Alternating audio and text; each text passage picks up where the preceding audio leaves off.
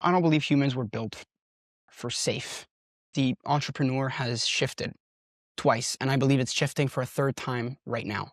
If someone's willing to give you their money, their hard-earned money, that shows something. Why don't we have it as the same idea as like Shark Tank, where people just pitch their idea and investors scroll through those videos? Turn just some regular, just an idea you had in the shower at 3 o'clock in the morning into some billion-dollar company. A lot of founders spend months trying to convince investors their idea is good before they've shown it to enough real people to know if it is. So with that, I'm excited to be joined by Elie Bouzaglou.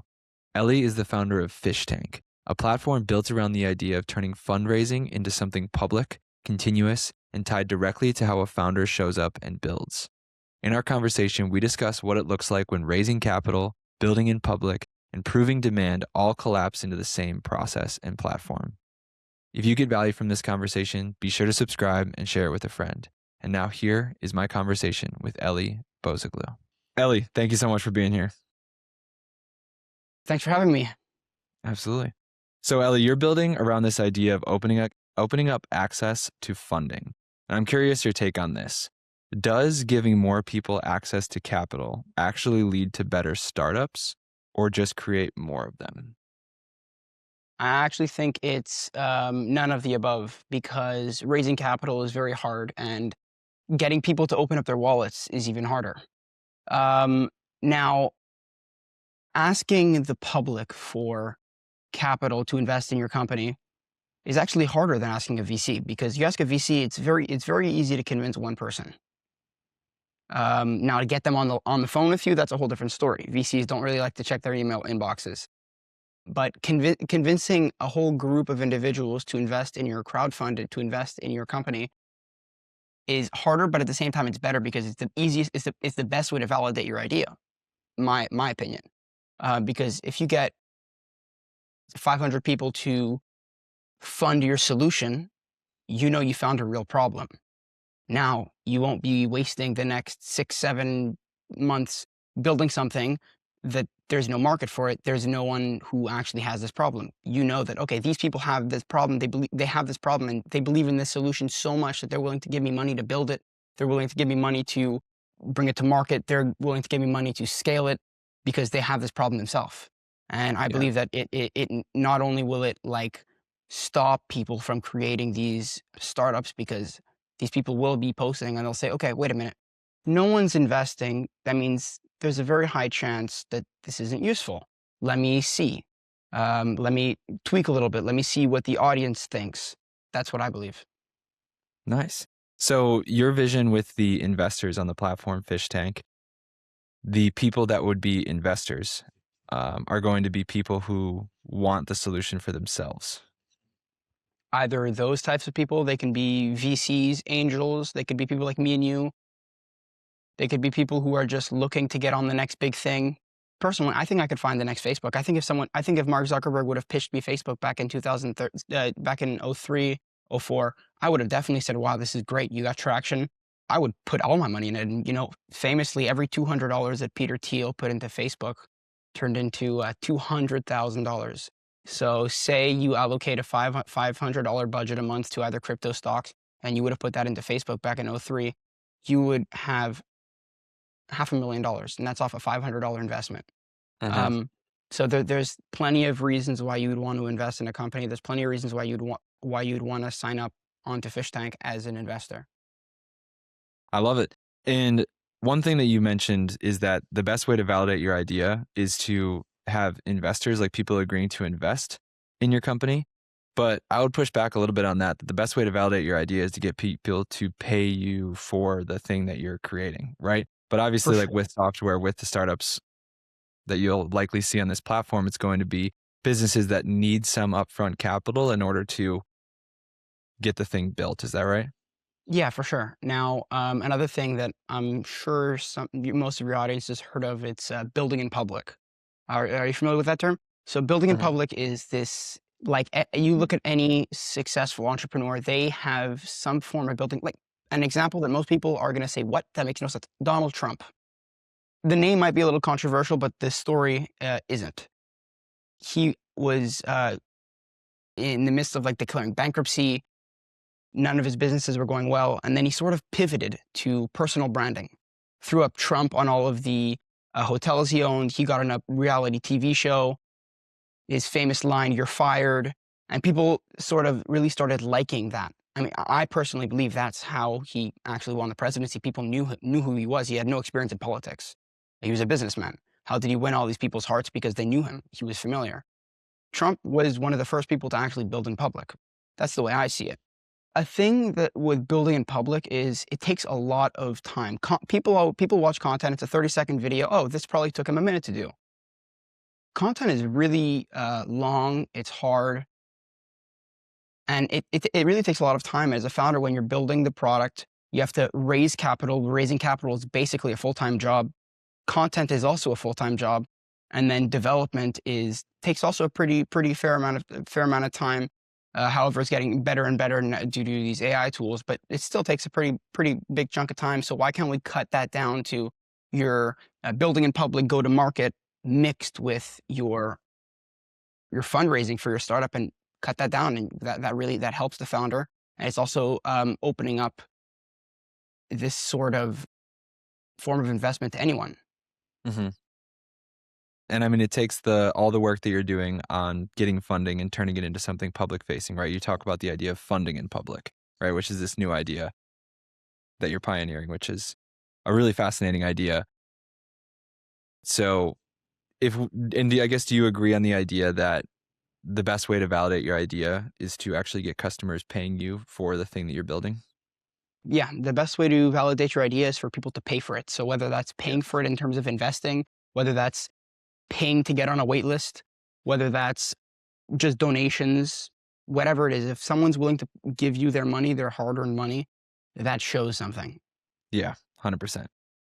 And then going back again, to the original question of, typically, if like that constraint of not having money in the beginning, in the startup times, is usually what makes the most creative and best innovations. Is there any kind of like guardrail or any kind of thing that you want to put in place with this platform? I don't know if you even can, to like ensure that the founders aren't just getting flush with cash and then the product never gets delivered, kind of thing, you know? But you know what I mean? Like the companies, there's countless stories in the past where this company, especially like in the .com era, like the web boom in the late 90s, these companies were just getting funded like $15 million basically just by having a business plan. And then nothing was ever actually created. But then people like Mark Zuckerberg, when they had no money in the beginning, they had to like bootstrap their way to getting the first 10,000 customers, first 1,000 customers, whatever. So like, how does that whole idea and dynamic play into how you've thought about building and designing Fish Tank? Well, it's not a slot machine. It's not a place where you just throw money and then you get a 10,000x on your money, right? It has a high ROI because it's not easy. Not only do you have to judge the idea, the idea judging part is fairly easy because you ask a few of your friends, do you like this idea? They say yes. Then you can ask a few other people, do you think this, would you use this? And then they say that, yeah, true. Okay, it's a great idea. Now you gotta vet the founder. Now we have something called keeping up, which is like following. And you basically keep up with the company. So the company posts updates, building in public, right? You could see the founder's journey. Okay, this guy's been building this product for 4 months, let's say. Demo link dropped. I've seen his journey. I've seen that he's grown tremendously on socials.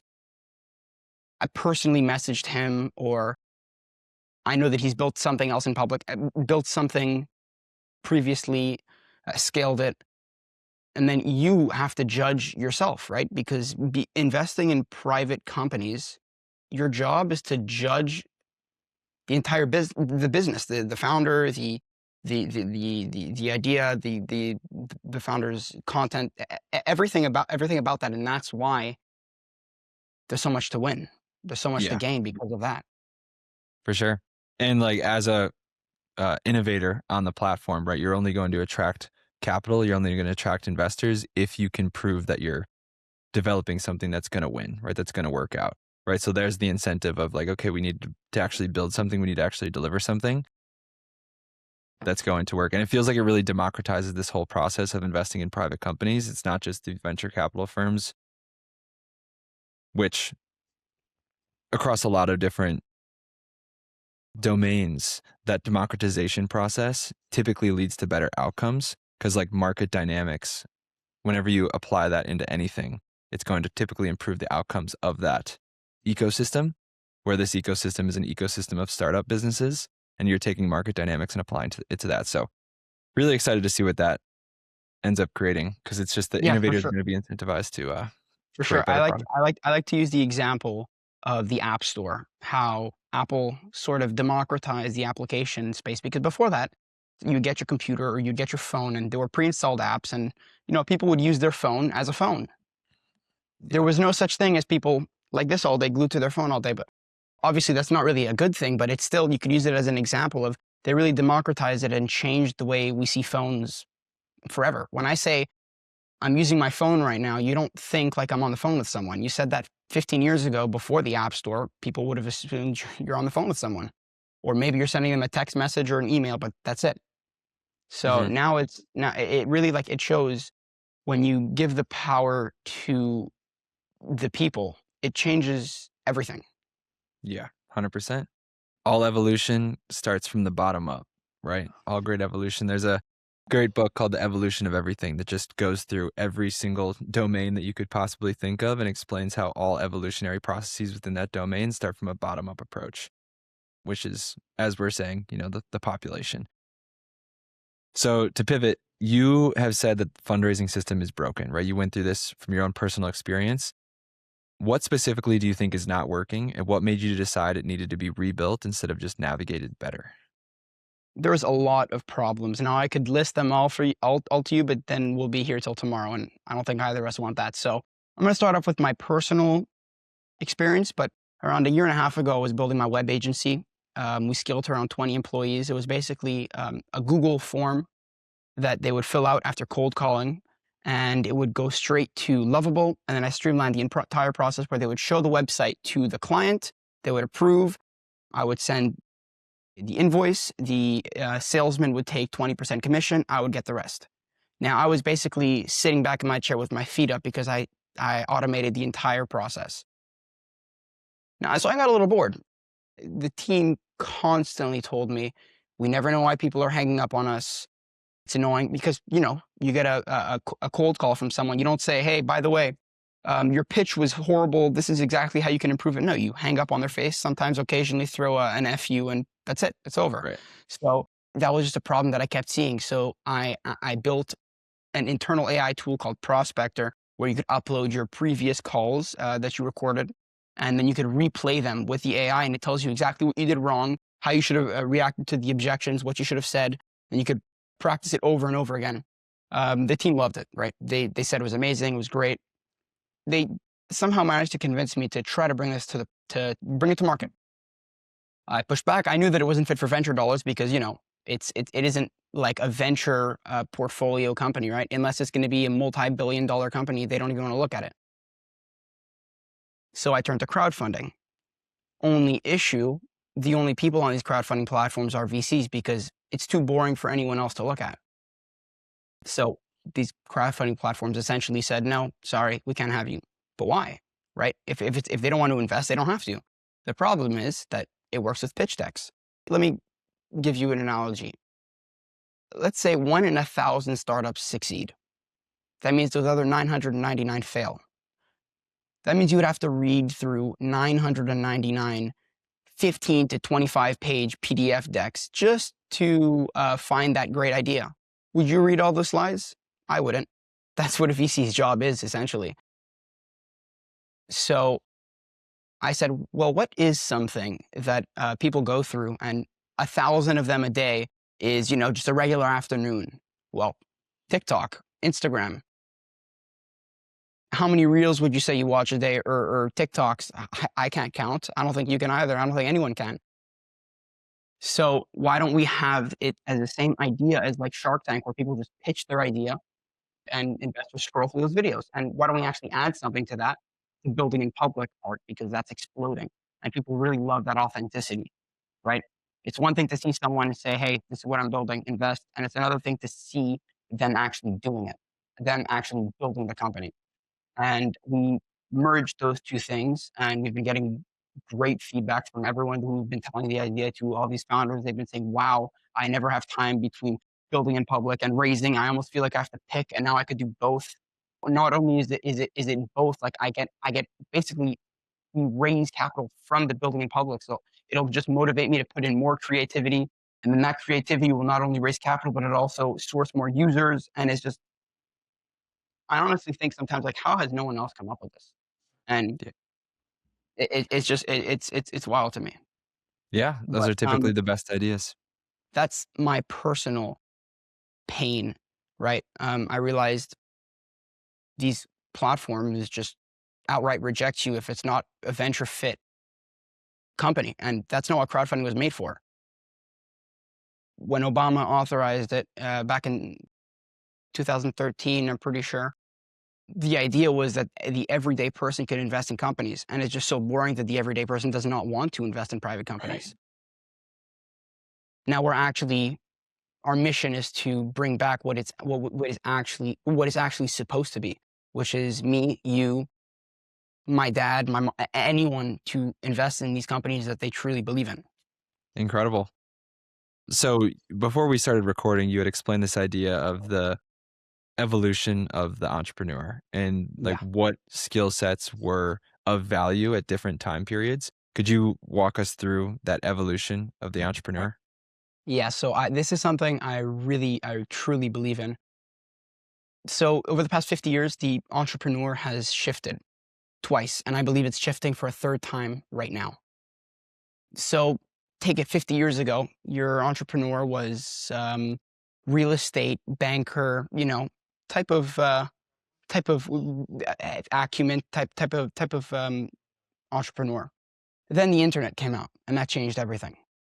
Now, to be an entrepreneur, you had to know how to code. You had to be a computer science major. You had to graduate from Stanford. You had to raise this sort of top venture capital because it was, it took 50 engineers to build this product, and that's not cheap. But that's what it shifted to: the engineer. You're Elon Musk. You're Mark Zuckerberg. You're Jeff Bezos. Now that this is becoming so cheap, this is essentially a $20 subscription, and it's only getting better. So what's the next thing, right? Ideas are cheap. Everyone knows this. Product is becoming cheaper and cheaper every day. The last thing left is bringing the product to market. And in 2026, what is the best way to bring a product to market? Social media, putting your face out there, explaining what you're doing. So why are we still judging a founder's ability to build a company, which is essentially now just bringing it to market? Why are we judging a founder's ability to bring a product to market based off of the colors of their pitch deck? It makes no sense to me, right? Oh, wrong font, pass. What? You're not marketing with pitch decks, right?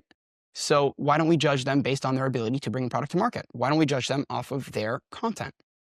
That ties back into what I said. The new founder archetype is the content creator. 100%. Not to say that those other things don't matter. They're just not a differentiator really Of anymore course. because more and more people are capable of doing those things a lot easier. But the content creator element, if you can effectively bring a product to market in this day and age, in this ecosystem, that is the real differentiator. So what do you think makes somebody a great bring a product to marketer, right? Like how does somebody be a good, obviously you're building these dynamics within the Fish Tank platform, like you're going to be rewarded by being a good content creator on the Fish Tank platform. So how have you thought about and how have you broken down like what really makes a good content creator? Honestly, when it comes to content, there's no right or wrong, the way I see it. Because you see content of all types. You'll see a video doing great, and then you'll see a video saying the literal exact opposite, and it'll do well as well. So there's no right or wrong. It's not what you do, it's how you do it. It's not what you say in your content, it's how you film it, how you edit it, the way you say it. That's what I believe are the most important characteristics of a good content creator. Now, what I was saying before, acumen, engineering, those are still important. You still need acumen to build a company. You still need to understand product to build the product. It's just not the top priority. Right. Yeah. I mean, there's just nuance everywhere, right? There's always nuance in anything that you're talking about. But I do agree with you that I think the big differentiator between one CEO, one entrepreneur to the next is going to be your ability or somebody to be able to perform that function. Maybe it's not the CEO, maybe it's not the founder, but somebody within that team has to be able to perform the function of telling your story, communicating with the audience, connecting with others, promoting the product, delivering the product, bringing the product to the market through this content ecosystem. And I agree with you that I think the two most influential or most important characteristics of a great piece of content is number one, first and foremost, the topic. Like, what is the piece of content about? It has to be an interesting, engaging topic. And then second, which is often overlooked, is how you deliver it, right? The energy that you speak with, or, you have to be able to captivate the audience with your energy, right? Like, you could have an amazing script, an amazing idea, but if you're just delivering it with zero energy, right? Or zero editing, whatever enthusiasm, and the energy can come in like your tonality, or the energy can come in like the pacing, the editing of the video, for sure. Maybe in a combination of both is typically the answer. Versus if you have like a less great script or a less great idea, but you're speaking with enthusiasm and or you're delivering it with energy, enthusiasm, that is going to perform so much better. So those are absolutely the two most important characteristics. And what's beautiful about that is if you get the founder or somebody who really cares about the product or the problem that they're solving, that enthusiasm, that charisma is going to just come through naturally in them talking about their business and talking about their product, right? Because they genuinely care so much about this. Like, Elie, if I'm talking with you about Fish Tank, like the energy, the enthusiasm just comes in automatically, right? Because you give it, right? Like, you really care about what you're building. So yeah, that's super exciting. And then the idea of product still really mattering. Like, I think product is still king, right? The best way to grow your business is to improve the quality of your product, right? Because if you have a great product, if you make a better product, right, you're going to make more happy customers, and more happy customers is the best way to grow any business, right? Because a happy customer is going to stay on for longer. They're going to refer others. They're going to provide a testimony. They're going to talk about you. So product is absolutely still the peak, but creating a great product is easier, right? But yeah, do you anticipate seeing kind of like are you building anything into the platform, or do you have this on the product's roadmap to have like feedback loops with the consumers? So you talked about having like, okay, you can release a demo of your product and then working in feedback loops for the founding team or the innovators on getting that feedback from people. You're talking about like investor to innovator? More so the people, like the people, yeah, investor to innovator, yeah, like the everyday people that are using the product, giving them feedback on it. So if you're talking investor to the founders, we do have parameters that allow the founder to basically allow investors to send him a message. We have another feature that is coming soon, not on launch day, but it is something that will be coming out, which is live. So it's very hard to answer everyone's questions when you have, you know, so many people who are investing, right? It's not like you're asking one VC. So you could get the same question asked multiple times. You could have a bunch of people with different questions. So what we do is we allow you to go live, and all the investors keeping up with you, which is like following your company, could tune into the live and ask the questions, see you raw, unedited, whatever it is, and really like build more of like a personal connection, more of a like, okay, fine, yeah, this is like this guy knows what he's talking about, or he answered all the questions, Yeah, that's something. But if you're talking just like the founders, consumers for his platform, we wouldn't be doing that. Cool. So yeah, you wouldn't be kind of facilitating that product feedback kind of idea? On their own product, no, but like between investors and founders, yeah. Yeah. Cool. Sweet. I just think like that is some of the most important things that the founders can hear is feedback from real people using their thing, right? Because that's the whole idea of the MVP, right? Like, you don't want to build something, never deliver anything, and then once you finally have it quote unquote done, you deliver it, nobody actually wants it, right? You want to just get what you're building in the hands of the people that are going to use it as soon as you possibly can to get that feedback, hear that feedback about it.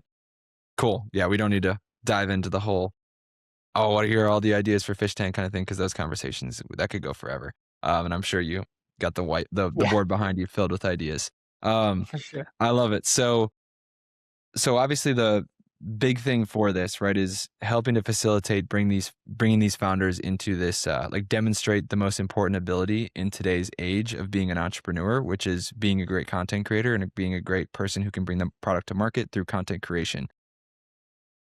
So how do you anticipate, like, do you have any kind of support that you're going to be providing to these founders and helping them to curate and create this content? Or are you just going to kind of be the platform? It's like, hey, here is the platform where you can use to distribute this content and connect with potential investors and facilitate that whole relationship.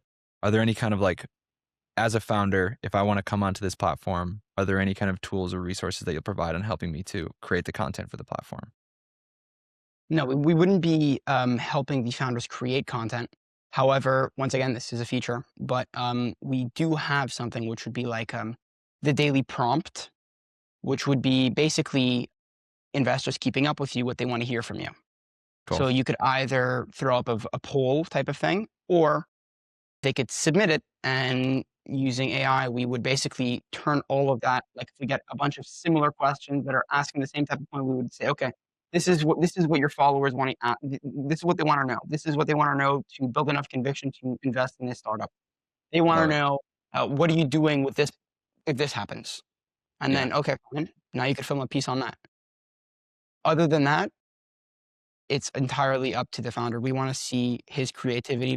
We want the investors to judge their creativity, not our creativity. Love it. Cool. So in your journey and in the founders that you've spoken with and your analysis of the situation, so when a founder is getting ready to go out and raise money, right? They have this idea, they have this product that they're working on, and they want to put their idea out there. They're getting ready to put their idea out there. Where do they usually get stuck? Is it like a lack of the platforms that exist out there for them to, where are they typically getting stuck in that process, or where are they usually not doing a very good job? There are so many. Lack of credentials. One of the most ridiculous ones that I is absurd. I kind of picture it as a meme in my head. It's like you go to the VC, you ask him, "Hey, can I have money for my company?" And he says, "Do you have money yet?" And you say, "No, that's why I'm asking you." And he says, "Well, I don't want to invest." Right? A thing VCs always ask is, do you have any money yet? Have you raised from anyone else yet? And most of the time when you haven't, they say no. And it's like, well, if you can't raise money, well, then I don't want to invest. And it's like, well, that's why I'm here right now. And he's like, no. It's Awesome. it's a very ridiculous thing where if you're not like some sort of Stanford graduate or live in San Francisco and you're building something that has to do with AI, it's very hard to raise money in this day and age. Because if you look at the numbers, I'm pretty sure last I checked, it was like over 65% of Gen Z wants to be an entrepreneur. Obviously, not all of them want to build software companies, but I would say a big chunk of them want to. So that means their inboxes are being flooded with pitch decks. I mean, Yeah. once again, I don't want to read pitch decks. I don't know if you like to, but personally, I don't like reading those types of things. So unless it's Right. also, it has to be a warm intro. There are plenty of different things that they want. And it's very hard to meet all those criteria, especially when you live in a place like me. I live in Canada. Yeah, 100%. Super tough. It's very much the a buddy system. When you're trying to go out there and raise money, you got to know somebody. And then that question of, have you raised before? It's like, well, no, that's why I'm asking you for money. It's like, yeah, classic. And I had not heard that statistic before about the number of people that want to become entrepreneurs. I love that. Yeah. Entrepreneurs are my favorite people on the planet. You know, we are never, I don't think we could ever have too many entrepreneurs because we're never going to run out of problems. And entrepreneurs are just problem solvers, and businesses are problem solving machines that those entrepreneurs then go on to create. This is an idea that's come up on the podcast a lot, that through this transformation that we're going through, right, the job disruption from AI is going to be a very real thing. And I think more and more people are going to be forced into a situation where they have to figure out how to create their own value in the world, aka solve a problem, aka become an entrepreneur.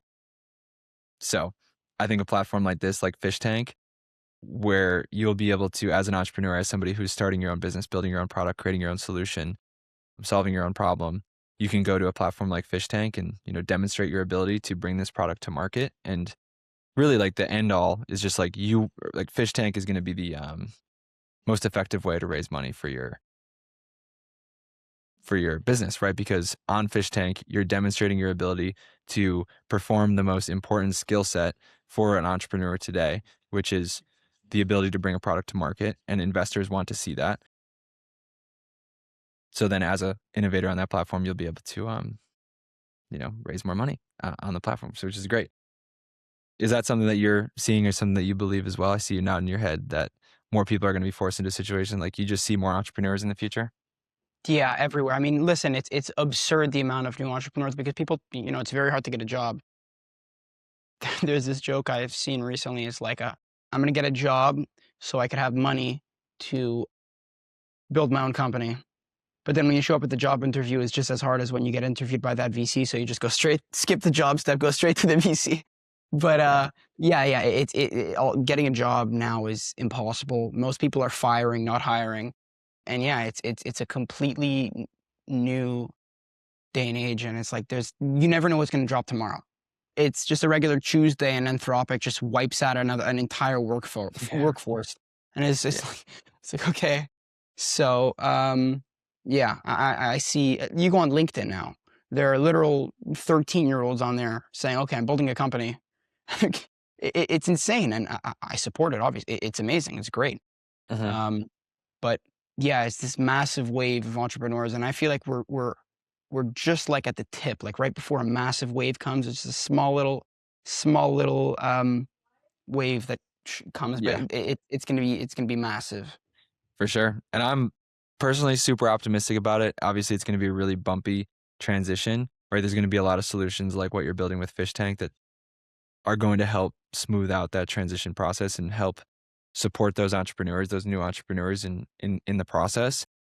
But really, for me, it all boils down to like, I feel like, I don't know, this might be a little controversial, which is also really good for content, by the way. Being polarizing in your topic is also really good. But this might be a little controversial, but I feel like 75% of people who are in a corporate job aren't very enthusiastic about their job or hate their job, right? And when you're forced into a situation where you have to figure out how to create your own value in the world, aka start a business or be an entrepreneur, right? The only real way that you can be successful is if you really care about what you're building. If you really care about the problem that you're solving and the solution and the product that you're building, right? So by nature, in order to be successful, you have to be building something that you really care about. You're going to really care about it, right? So you're going to wake up, you're going to be enthusiastic, you're going to be engaged with what you're working on. And like, that sounds way better than just a zombie population of people who just clock into their 9 to 5, go home, numb themselves, then come back to work. Like, I feel like a lot of people are doing a lot of useless stuff that they don't actually really care about.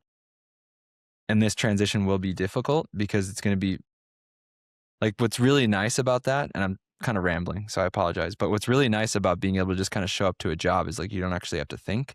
You're just told exactly what you need to do, which is very safe, right? It's really secure. Like, it's not so scary. But like when you're out on your own, man, is it tough, right? Everybody talks about with entrepreneurship, it comes with all this freedom, right? But nobody talks about the flip side of that, where nobody's telling you what you're supposed to do, right? It's completely up to you to make the decision on everything.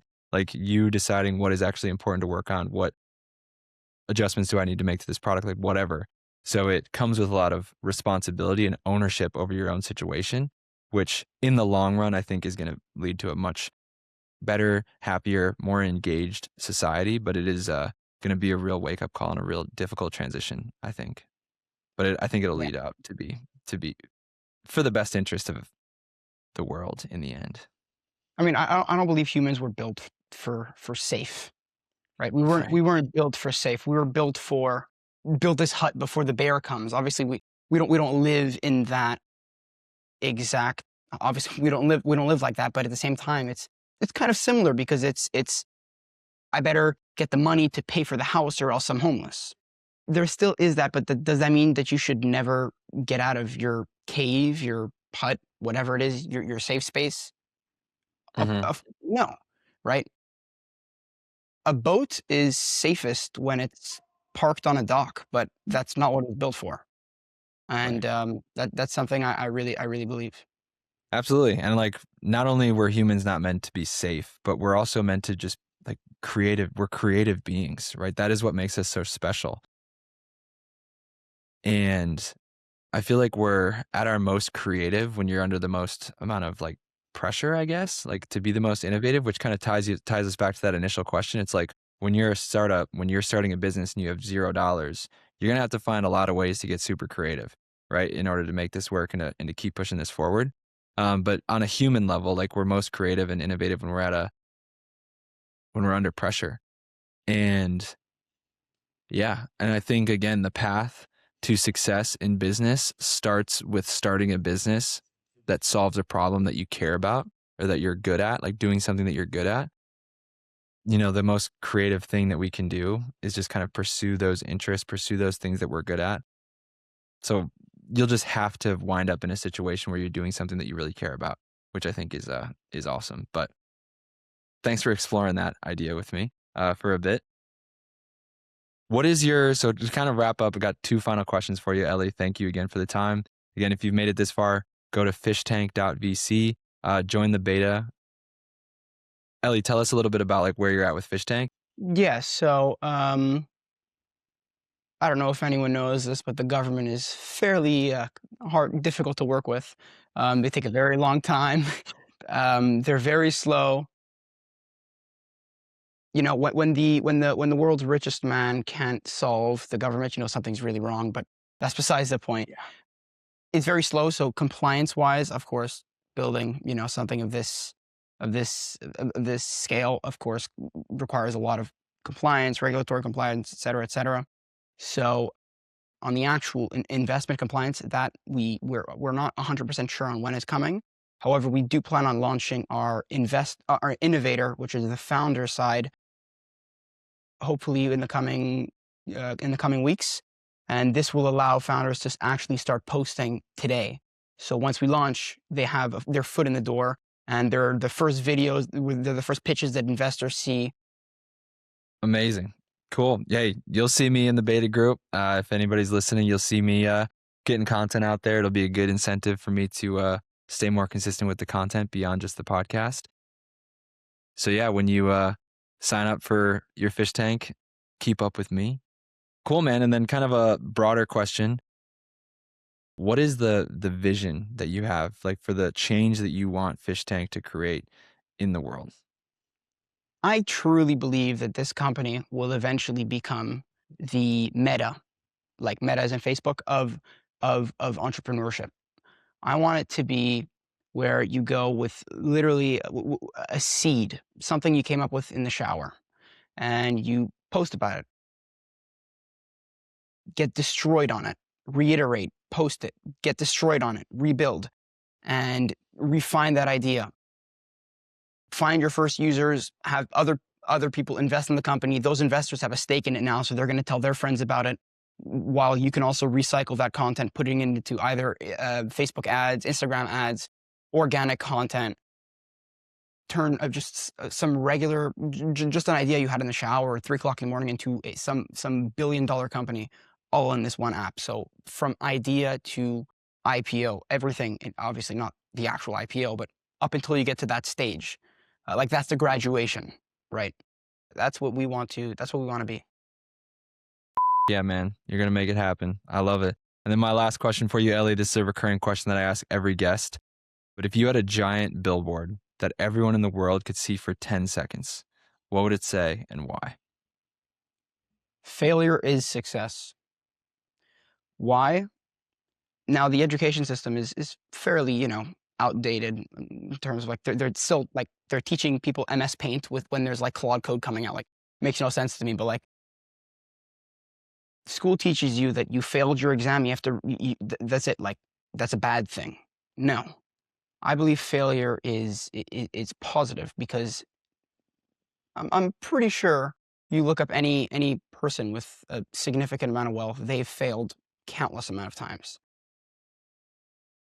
And most people truly believe that you fail once and that's it, it's over. But that's not true. Failure is success. You really have to rethink completely on the way you think about failure. Now, I'm not going to ramble too much because I could go another 3 hours talking about this. This is what I believe the most. But yeah, I think that failure is success. Absolutely. Failure is success. And that's at as small a level as like a sales conversation, right? Like, failure is feedback, right? Failure is success, right? There's a lot of quotes related to that, but it's never a straight line. And one of the more powerful lines about failure that has stuck with me is that you only fail if you quit, right? Like you only fail if you give up, if you stop. Elie, I know that's not going to be you. I'm excited to see and continue watching and participating and being an innovator on the Fish Tank platform. But Elie, thank you so much for the time today. All right. Thank you, man. Thank you for listening. The part of our conversation that really stuck with me is how the role of the entrepreneur keeps changing and shifting based on what's scarce. It used to be access to capital. Then it was the ability to build the product. Now both of those things are getting easier, or at least more accessible, which changes where the pressure goes. What's left is getting the thing into the world and making people care about it. That shows up in how you talk about it, how often you show up, and whether people will pay attention when you do. It's less about whether you can build something and more about whether you can move it and deploy it into the market. Strong founders are already operating and focusing this way. They don't hide behind the product. They stay close to the market and let that shape what they do next. And if that becomes the main filter, it changes who wins and what is really like the most valuable skill that you can have as an entrepreneur, and also the platforms and how they promote. So like I think what Elie is building with Fish Tank is directly in line with that philosophy, which is why I think he'll succeed. If you want to get connected with Elie, you can find his links in the description of this episode, including Fish Tank and the beta sign-up group. If you run a coaching program, course, or mastermind and your clients aren't completing the work, download the free Program Execution System Toolkit in the description. It'll show you how to install execution infrastructure so clients actually follow through and get results. Thank you for listening, and I'll see you in the next one.